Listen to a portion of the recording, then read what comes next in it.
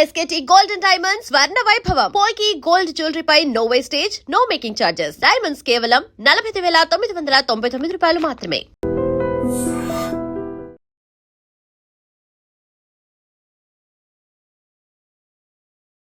నమస్కారం, welcome to I dream.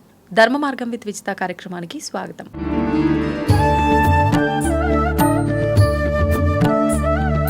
ప్రస్తుతం మనతో పాటు ఉన్నారు కాకినాడ ప్రణవ ఆశ్రమ వ్యవస్థాపకురాలు సుమిత్రానంద మాతాజీ గారు. వారితో మాట్లాడి మరిన్ని విషయాలు తెలుసుకుందాం. నమస్కారం అమ్మా. నమస్తే విదితి గారు. ధ్యానము అంటే ఒక రకంగా సాధనే అనుకోవచ్చు అమ్మ. మరి గృహస్థుగా ఉన్నప్పుడు ఈ సాధన చెయ్యాలి అని అంటే నియమాలు ఏమన్నా అవసరమా? అంటే భౌతికంగా చేస్తున్నప్పుడు మాత్రం కొన్ని నియమాలు నిబంధనలు పాటించాలి అని చెప్తున్నారు. సరే, నేను భౌతికం వద్దు, నేను సాధన చేద్దాం అనుకుంటున్నా, మరి ఇప్పుడు ఏమన్నా నియమాలు అవసరమా? అవి ఒకసారి దాని గురించి. ధ్యానం దగ్గరకు వచ్చేటప్పటికైతే సాధన కొంచెం డీప్ వెళ్తుందండి. ఓకే. పూజకైతే నిష్ట ఉంటుంది. అంటే శారీరక శుద్ధి, బాహ్య శుద్ధి ఉంటుంది. ఒకలాంటి ఏకాగ్రత, అంటే మనము జపం చేసేటప్పుడు భగవంతుడు నేను రెండు ఉంటుంది. ధ్యానానికి వచ్చేటప్పటికి నీ ఇన్నర్కి వెళ్ళిపోవడమే ఉంటుంది.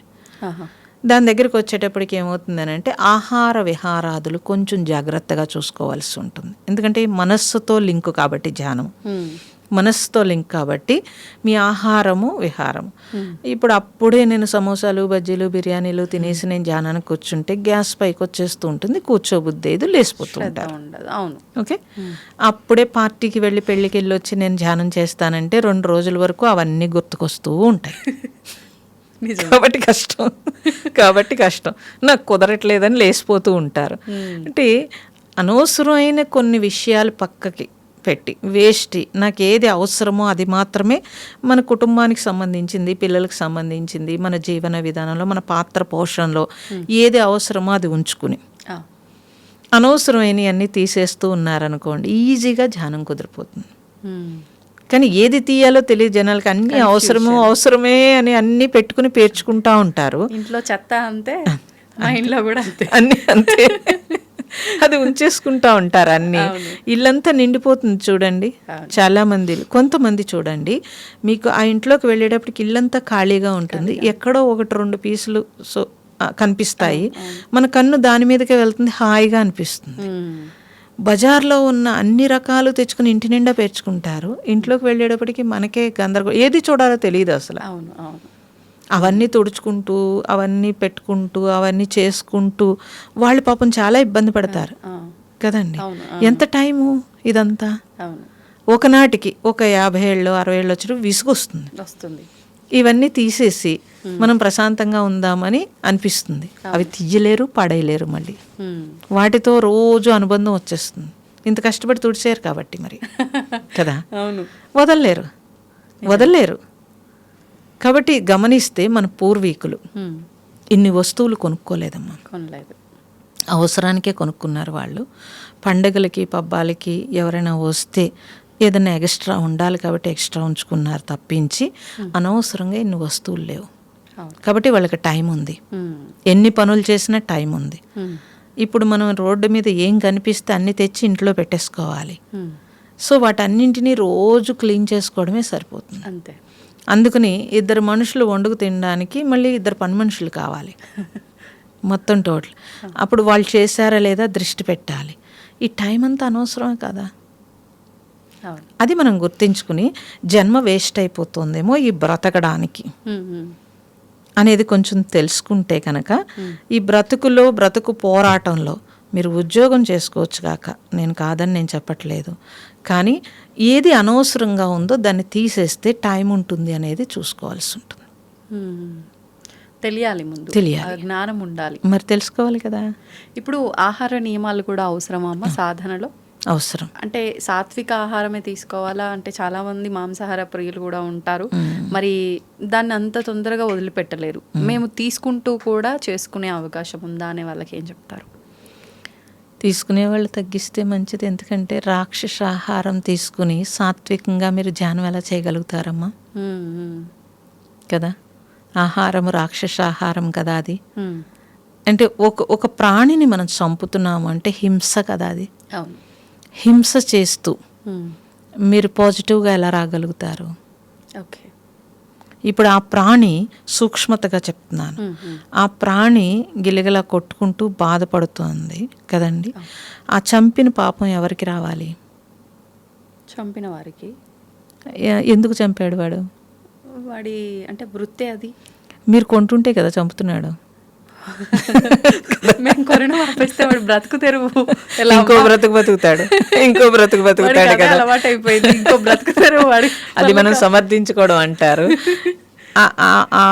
ఆ మీట్ ఏదైతే ఉందో ఆ ప్రాణి యొక్క శరీరము ఎవరు తింటున్నారో వాళ్ళకి ఎలా వస్తుంది అని అంటే అది భయపడుతూ భయపడుతూ చచ్చిపోతుంది కాబట్టి ఆ వేవ్స్ దాంట్లో ఉండిపోతున్నాయి కాబట్టి అది మనం తీసుకున్నప్పుడు ఆ వేవ్స్ తీసుకుంటున్నామా తీసుకోవట్లేదా? పోనీ మీరన్నట్టు ఇదంతా వాళ్ళు బ్రతుకుతున్నారని మీరంతా ప్రజాసేవ చేస్తే కనుక మీరు ఈ వేవ్స్ తీసుకోవాలి. నేను ఒకటే చెప్తున్నాను, ఆహారము తీసుకున్నప్పుడు రాక్షసాహారము రజస్సును పెంచుతుంది, తమస్సును పెంచుతుంది. ఓకే, కాబట్టి మాంసాహారము రాక్షసాహారం అని ఎందుకన్నారంటే రజస్సు తమస్సు పెరుగుతుంది.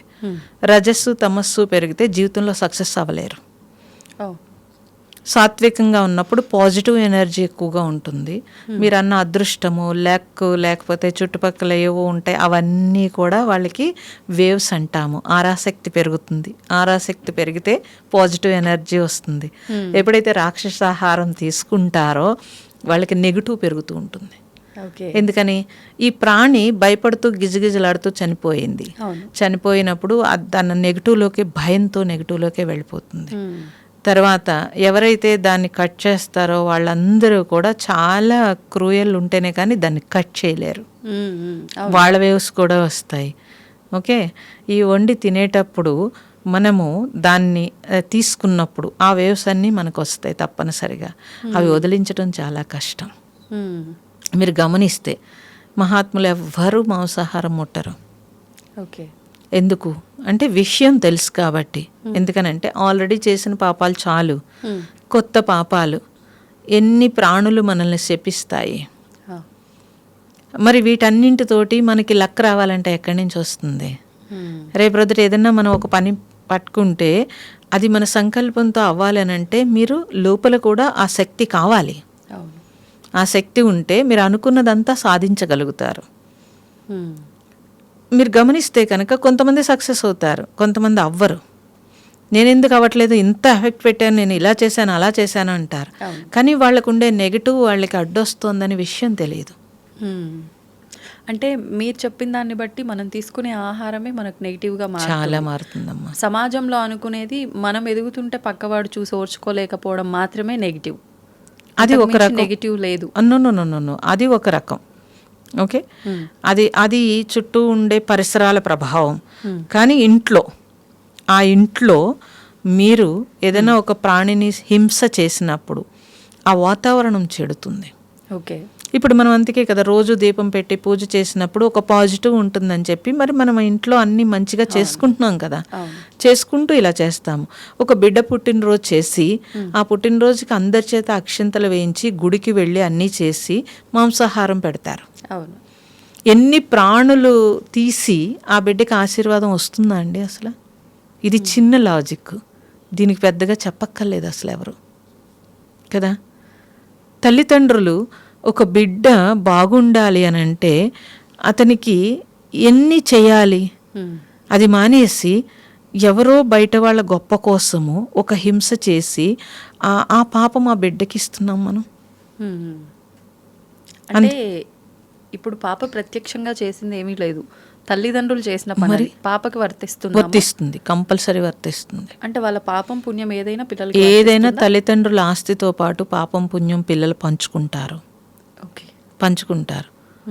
అందుకే చూడండి, తల్లి కడుపు కోత అంటారు, ఒక బిడ్డ మరణిస్తే కడుపు కోత అంటారు. ఆ తల్లికి ఎందుకు వచ్చింది, మిగతా వాళ్ళకి ఎందుకు రాలేదు? ఇది మనం గమనించాలి. గమనిస్తే వాళ్ళ పూర్వజన్మ పాపము ఈ జన్మలో పాపము రెండు యాడ్ అవుతూ ఉంటాయి. తర్వాత పిల్లలు మన మాట వినరు. రాక్షస ఆహారం తింటే ఎందుకు మాట వింటారండి? ఎందుకు మాట వింటారు అసలు? గమనిస్తే తెలుస్తుంది. మన పూర్వము ఏం చేశారంటే ఆ గుణాన్ని బట్టి కులం పెట్టారు, వృత్తిని బట్టి వాళ్ళ ఆహార వ్యవహారాలు పెట్టారు. కాయ కష్టం చేసేవాళ్ళు, ఎండలో పనిచేసేవాళ్ళు, రకరకాలుగా పనిచేసేవాళ్ళు, వాళ్ళకి రకరకాలుగా పెట్టి ఉన్నారు. ఓకే, సో పూజలు చేసేవారు వీళ్ళందరూ సాత్విక ఆహారం, మంత్రం చదవడానికి అన్నింటికీ ఆ శక్తి కావాలంటే వాళ్ళకి తగ్గట్టుగా ఆహారం పెట్టారు. ఇలా అన్ని రకాలుగాను ఎక్కడికక్కడ విడగొట్టి పెట్టారు. ఇప్పుడు అన్నీ కలిపేసుకున్నాం మనం. కలిపేసుకుని తప్పు లేదు అని తీసుకుని, ఎవరికి తప్పు లేదు, కానీ ఎవరిది వాళ్ళే అనుభవించాల్సి ఉంటుంది. ప్రకృతిలో ఒక లా ఉందమ్మా. ఏంటి అలా అంటే, ఏం చేసావో అది తిరిగి రిటర్న్ తీసుకుంటావు, ఎవరు తీసుకోరు. ఓకే, ఇంకా రిటర్న్ తీసుకునేది మన కుటుంబం కూడా తీసుకుంటుంది. అందుకే పూర్వం ఏం చేశారని అంటే, ఇంటికి ఒకళ్ళనైనా సరే సాధువుని చేసేవారు.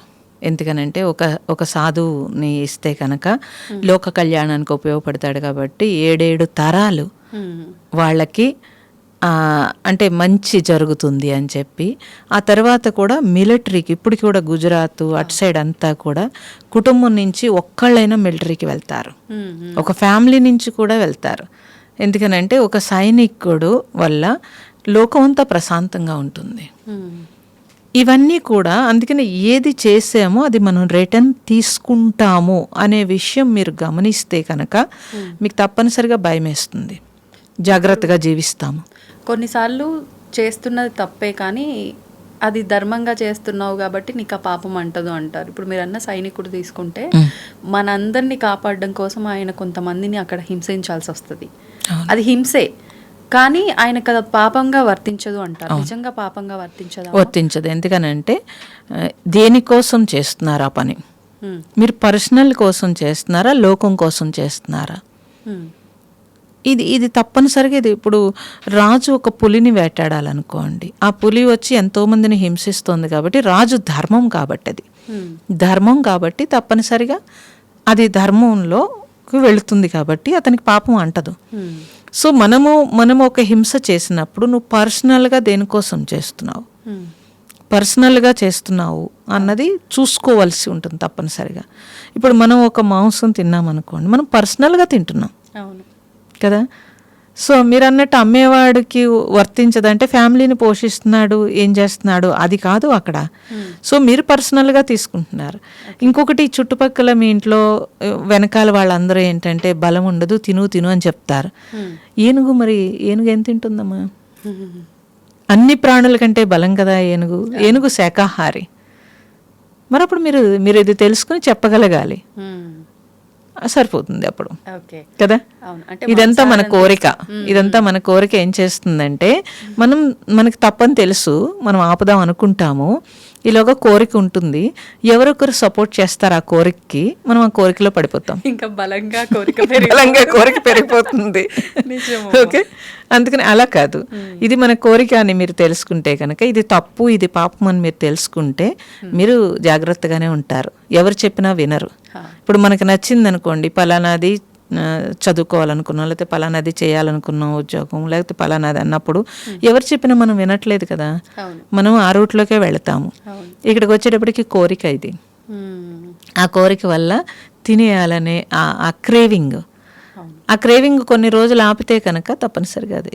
కానీ కోరికలు లేని స్థితి సాధ్యం అవుతుందంటారా అమ్మ? సాధనలో తప్పకుండా అవుతుంది. సాధనలో ఉంటే సాధ్యమవుతుంది, తప్పనిసరిగా సాధ్యమవుతుంది, ఎవరికైనా సాధ్యమవుతుంది. అసలు నిజంగా అంటే వయసుతో సంబంధం లేకుండా నిజంగా ఎవరైనా ఈ భగవత్ ఆరాధన కానీ సాధన కానీ చేయొచ్చు అంటారు. అంటే సాధన చేయాలి అంటే ఒక స్థితికి వెళ్ళాల్సిన అవసరం ఉంది. అది ఆ స్థితికి వెళ్ళడానికి ముందు అసలు మొదలు పెట్టాలి కదమ్మా. ఒక స్థితికి వెళ్ళాలంటే మీరు స్టార్టింగ్ నుంచి అయినా సరే మొదలు పెట్టాలి కదా. సో అందుకని ఏ వయసుతో అసలు సంబంధం లేదు. చాలా మంది ఏమనుకుంటారంటే రిటైర్ అయిపోయాక ఖాళీగా ఉంటాం కాబట్టి అప్పుడు చూసుకుందాంలే అనుకుంటారు. కానీ అప్పుడు మీకు 60 సంవత్సరాల యొక్క అనుభవాలన్నీ కూడా మిమ్మల్ని అడ్డగిస్తాయి, ఇబ్బంది పెడతాయి. అదే మీరు బాల్యం నుంచి అనుకోండి, బాల్యంలో మనకి అది ముద్రలు పడతాయి కాబట్టి బాల్యంలో ఎప్పుడైతే మీకు భగవంతుడనే బలం వచ్చిందనుకోండి, జీవితంలో ఎదుర్కొనే ప్రతి దాంట్లోనూ మీరు ధైర్యంగా ఉండగలుగుతారు. జీవితంలో ప్రతి దాంట్లో పిరికితనంతో ఉన్నారనుకోండి, మీరు సక్సెస్ ఎలా అవుతారు? కాబట్టి బాల్యం నుంచి మనకు ఒక బలం కావాలి. భగవద్గీత 60 ఏళ్ళు దాటాక చదువుతానంటే అది ఎందుకు పనికొస్తుంది? అప్పుడు మీరు ఆచరించలేరు. అప్పుడు అది మీరు చిన్న వయసులో అనుకోండి, వాళ్ళకి బలము సరిపోతుంది, ఆచరించడానికి ఉపయోగపడే సద్గ్రంథం అది. ఇప్పుడు మీరు చెప్పిన ఈ విషయాన్ని కర్మతో జోడించి మాట్లాడుకుందామమ్మా. ఒక చిన్న డౌట్. ఇప్పుడు బాల్యం నుంచే మనం అలవాటు చేసుకోవాలి, ఆచరించాలి, అప్పుడు తొందరగా మనకి ప్రతిదీ కూడా ఇబ్బంది లేకుండా అలవాటు అయిపోతుంది అనుకున్నాం. కానీ ఇంతకు ముందర మనం ఒక మాట మాట్లాడుకున్నప్పుడు మనం ఎక్కడ పుట్టాలి, ఏం చేయాలి, ప్రతిదీ కూడా మన గత జన్మ కర్మను బట్టే జరుగుతుంది అని. మరి నా కర్మలో నేను గతంలో చేసిన మొత్తం నేను పాపాలే చేసుకుంటూ పోయినా, దాని తాలూకు అంతా నెగిటివ్ అంతా నా దగ్గర ఉంది. ఉన్నప్పుడు నేను మళ్ళీ ఇప్పుడు ఈ జన్మ తీసుకున్నాక నేను ఆ ప్రభావం వల్ల నేను నెగిటివ్గానే వెళ్ళిపోతా. కానీ అసలు నాకు ఎందుకు వస్తుంది ఆలోచన మంచిగా ఉండాలని? నేను అసలు ప్రారంభించడము ఈ ఆలోచనే నాకు రాదు కదమ్మా. మానవ జన్మ సగం పుణ్యం సగం పాపం ఉంటేనే వస్తుంది. బ్యాలెన్సింగ్ ఉంటేనే మానవ జన్మ వస్తుంది. ఓకే, అప్పుడు మీ పుణ్యం ఏదైతే ఉందో దాంతో మీరు ముందుకు వెళ్ళడానికే అదంతా కూడాను. ఓకే, అందుకని మీ ప్రారంధంలో ఏవైతే ఉన్నావో అవి పుట్టుక ఒక్కటే మీ ప్రారంధం అయినప్పుడు ముందుకు వెళ్ళడానికి. సో మీరు గమనిస్తే చూస్తే కనుక ఇప్పుడు మన పిల్లలు ఇంత కష్టపడి కాన్వెంట్లో చదివించి లేకపోతే ఏవో చేస్తున్నారు, ఎన్ని చేస్తున్నా వాడు పాస్ అవడు, లేకపోతే ఏదో అవుతాడు. ఒక రిక్షావాడి కొడుకో లేకపోతే ఇంకొక భిక్షగాడి కొడుకో ఎక్కడో గవర్నమెంట్ స్కూల్లో చదువుకున్న వాడు సక్సెస్ అవుతున్నాడు. వాడికి పుస్తకాలు ఉండవు, పెన్నులు ఉండవు, ఏమీ ఉండవు కదా. ఎలా అవుతున్నాడు అన్నప్పుడు అతను ఏదైతే ఉందో పుట్టుకైతే అక్కడికి వచ్చాడు, కానీ అతని అవేర్నెస్ అంటే అతని పుణ్యం ఏదైతే ఉందో దాని ద్వారా అతను ముందుకు వెళ్ళడానికి అవకాశం వస్తుంది. అక్కడ తల్లిదండ్రుల పుణ్యం కూడా తల్లిదండ్రుల పుణ్యం కూడా ఉంటుంది. ఓకే, కాబట్టి ఇది గమనిస్తే కనుక ఎవరైతే కర్మ ద్వారానే మనం ఇవన్నీ వచ్చినా కూడా ఆ కర్మను వదిలించుకోవడానికి కర్మయోగంలోకి వెళ్ళాలి. అంటే పుణ్యకార్యాల్లో కూడా వాళ్ళ జీవితాన్ని మలుచుకోవాల్సి ఉంటుంది. పుణ్యం అంటే ఏదో పెద్ద పెద్ద దానాలు, పెద్ద పెద్ద ధర్మాలు చేయాల్సిన అవసరం లేదు. నీ పక్కవాడికి సహాయం చేయడం, నీ తోటివాడు కష్టంలో ఉన్నాడు వెంటనే ఆదుకోవడం, ఒక ప్రాణి ఆపదలో ఉంది వెంటనే ఆదుకోవచ్చు కదా. నాకు ఏదో హాని కలుగుతుందేమో అని భయమేసి నేను 100 ఏర్పాట్లు చేస్తాను, అలా కాదు కదమ్మా. ఇప్పుడు చీమలు ఉన్నాయి, చీమలు ఎంత తింటాయమ్మా ఆహారం? చాలా తక్కువ కదా. మీరు మీ ఇంటి దగ్గర 4 చోట్ల 4 పంచదార పలుకులు పడేస్తే మీ ఇంటి లోపల వరకు కూడా రావు, అవి వెయ్యరు అలాగా కదా. అవి వస్తాయేమో అని చీమల మంది జిమ్మేసుకుంటూ ఉంటారు. ఎన్ని ప్రాణులు చంపుతూ ఉంటారు మనం. పాపము చాలా సునిశ్చితంగా ఉంటుంది. కర్మ చేసినప్పుడు ఎవ్వరికి తెలియదు, అది అనుభవించినప్పుడు తెలుస్తుంది. అంటే తెలియక చేసినా తెలిసి చేసినా తప్పే అన్నారు. అందుకే ఓకే, అందుకే తెలుసుకోవడానికి ప్రయత్నించాలి. ఉట్టినే బ్రతికేయడం కాదు. జీవించడం అంటే నువ్వు ఎందుకు జీవించాలో ముందు తెలుసుకోవాలి కదా. ఎందుకు జీవించాలో తెలుసుకుంటే కనుక కర్మ సునిశ్చితంగా ఉంటుంది. అది రేపు అనుభవించేటప్పుడు మనకి ఇబ్బంది వస్తుంది. కాబట్టి ఇప్పుడే జాగ్రత్త పడాలి అని. ఎప్పుడో పెళ్లి జరిగితే ఇప్పుడే డ్రెస్సు చీర అన్నీ రెడీ పెట్టేసుకుంటూ ఉంటాం కదండి. మరి జన్మకి మాత్రం కదా, జన్మకి ఇప్పుడు 3 రోజులు 4 రోజులు వర్షాలంటే ముందే తెచ్చేసుకుని ఫ్రిడ్జ్ నిండా పెట్టేసుకుంటారు. ఇవన్నీ బాగానే తెలుసు కదమ్మా, ఇదెందుకు తెలియదు కదా. తెలుసుకోవాల్సినది బాధ్యత ఉంది. ఎవరికి వాళ్ళ జన్మ ఉద్ధరించుకోవడానికి, ఉద్ధరే ఆత్మనాత్మను, నిన్ను నువ్వు ఉద్ధరించుకోవడానికి నువ్వు తెలుసుకోపోతే ఎలాగా. ఇవాళ రేపు ఇంత సోషల్ మీడియాలు, పూర్వం అయితే ఇంతలా తెలిసేది కాదు. వాళ్ళు చదువుకోపోతే ఎవరో మహాత్ములు వచ్చే వరకు వెయిట్ చేయాలి. ఇప్పుడే ఉందండి అసలు ఎంత దగ్గరికి వచ్చేసింది, ఎన్ని విషయాలు తెలుస్తున్నాయి. అదే అమ్మా సమస్య, ఎక్కువైపోతుంది కదా. ఎక్కువైపోతుంది. ఇన్ఫర్మేషన్ గ్యాదరింగ్ అంటారు, ఒకళ్ళోటి చెప్తారు, ఏది తీసుకోవాలో తెలియదు. నేనేమంటానంటే సరే ప్రపంచంలో అన్నీ ఉంటాయి, అన్ని అంగట్లు ఇక్కడ ఉన్నాయి, కానీ నాకేం కావాలో తెలిసి నేను ఆ షాప్కి వెళ్తున్నాను కదా. అలాగే మనకేం కావాలో ముందుగా తెలియాలి. ఇప్పుడు సరే అన్నీ విన్నాకైనా మనకేం కావాలో తెలియాలి కదా. ఒకప్పుడు ఏమీ తెలియదు, ఇప్పుడు సోషల్ మీడియాలో అన్నీ వింటున్నాము, ఇప్పుడు నాకేం కావాలి అని ఆగాలి. అంటే అది తెలిసినా కూడా భౌతికమైన వ్యామోహాలపై నుంచి మనసుని లాక్కోలేకపోతున్నాం. అప్పుడు మరి దానికి బలంగా సాధన చేయాలి. బలంగా సాధన చేయాలి, ఓకే. చేయాల్సిందే. అంటే మంత్రం ఏమైనా తీసుకోవాలా అమ్మ సాధన చేయాలి అని అంటే? మంత్రము మనస్సుని శుద్ధి చేస్తుంది. ఆహా. ఓకే, ధ్యానము ఏకాగ్రతను పెంచుతుంది. అంటే ఇప్పుడు ఏంటమ్మా, ఇప్పుడు మంత్రం తీసుకొని ఇప్పుడు ఓంకారం ఉంది, ఓం అంటూ ధ్యానంలో కూర్చుంటూ ఉంటారు. అసలు ఇప్పుడు మీరు మంత్రము అంటే అది మనసును మాత్రమే శుద్ధి చేస్తుంది, ధ్యానం మాత్రమే కరెక్ట్ అని అన్నారు. అంటే మీరు మంత్రం ముందు చేస్తున్నారు కదా, మనసు శుద్ధి అయితే ధ్యానం ఏకాగ్రత వస్తుంది మరి. ఓ ఇది కదా, స్టెప్ బై స్టెప్ అంతే కదా మరి, అంతే కదా మరి. Okay okay okay. ఇప్పుడు ధ్యానంలో కూర్చోవాలి అంటే ఇందాక మీరు చెప్పింది రకరకాల ఆలోచనలు, పొద్దంతా తిన్నవి, మాట్లాడినవి, తిరిగినవి ఇవే గుర్తొస్తుంటాయి. ఒక హాఫ్ అన్ అవర్ కూర్చున్నా కూడా అస్సలు నిజంగా స్థిమితంగా కూర్చోలేకపోతుంటాం. ఇంకొద్దు అవ్వదు అని చెప్పి ఇదే తరచూ జరుగుతూ ఉంటుంది. అసలు ఏంటి అమ్మ టిప్స్ ఏమన్నా చెప్పండి ధ్యానంలో ఫస్ట్ శ్రద్ధగా కూర్చోవడానికి? ఫస్ట్ అంటే స్టార్టింగ్ అయితే కనుక అలా ఆలోచనలు వస్తూ ఉంటాయి. వచ్చినప్పుడు మీరు భయపడకూడదు. ఫస్ట్ మీరు ఎక్కడో వింటారు సోషల్ మీడియా ధ్యానంలో ఇలా డీప్గా వెళ్ళిపోయామని. అది కాదు, మనం స్టార్టింగ్లో ఉన్నాం. అంటే ఇప్పుడు 1వ తరగతిలో ఉన్న పిల్లవాడు 10th క్లాస్ వాడిని చూసి నేను కూడా ఇలా రాసేయాలంటే అవ్వదు కదండి, అలా అవ్వదు. ఓకే, అందుకని వాళ్ళు ఎన్ని రోజులు చేశారో ఎలా చేశారో అదంతా మనకు అనవసరం. సో ఈరోజు మనం కూర్చున్నాము, ఆలోచనలు వస్తున్నాయి, మంచిదే అంటాను నేను. ఎందుకని, మీరు కళ్ళు మూసుకుంటే ఎన్ని అనవసరమైన విషయాలు తిరుగుతున్నాయో తెలుస్తుంది. అప్పుడు ఎంత స్ట్రెస్ మనం మోస్తున్నామో తెలుస్తుంది. అదే మీరు కళ్ళు ముయ్యలేదనుకోండి, నేను బాగానే ఉన్నాను కదా అనుకుంటారు. మీరు కళ్ళు మూస్తే కదా మీ ఇన్నర్ మీకు తెలిసింది ఎంత వేగంగా ఉంది, ఎన్ని అనవసరమైన విషయాలు వస్తున్నాయి, ఎన్ని జరిగిపోయినవి, జరగబోయేవి ఎన్ని ఆలోచిస్తున్నాం మనం. అంటే ఇదంతా గమనించుకోవాలా అమ్మ? ఇదంతా మనము తెలుస్తుంది, మీరేం గమనించక్కర్లేదు, ఆటోమేటిక్గా మన ఆలోచన మనకు తెలుస్తుంది. అప్పుడు మీరు ధ్యానం చేస్తున్నప్పుడు నాకు ఇవన్నీ అవసరం లేదు, నేను ఇప్పుడు ధ్యానం చేస్తున్నాను అని మీకు మీరు సెల్ఫ్ మోటివేషన్ అంటాం. అన్నప్పుడు చూడండి, గమనిస్తే కొంచెం మనసు ఆగుతుంది. భగవాన్ ఏమంటాడంటే లైట్ వేసుంటే దొంగవాడు ఇంటికి రాడు కదా. అందుకని మీ మనస్సు మీరు అబ్జర్వ్ చేసినప్పుడు ఆటోమేటిక్గా ఆలోచనలు తగ్గిపోతాయి అంటాడు. ఓకే, అందుకని వస్తున్నాయని కంగారు పడకుండా ఏమొచ్చినాయో మనకి ఎలాగో అర్థమవుతుంది. అప్పుడు మనం విచారణ చేయొచ్చు, ఇది అనవసరం అయినా నేను అనవసరంగా ఆలోచిస్తున్నాను అంటే మీరు మనస్సుకి మీరు చెప్పుకున్నట్టే కదా. అందుకని మీ మనస్సుకి మీరే ట్రైనింగ్ ఇవ్వాలి.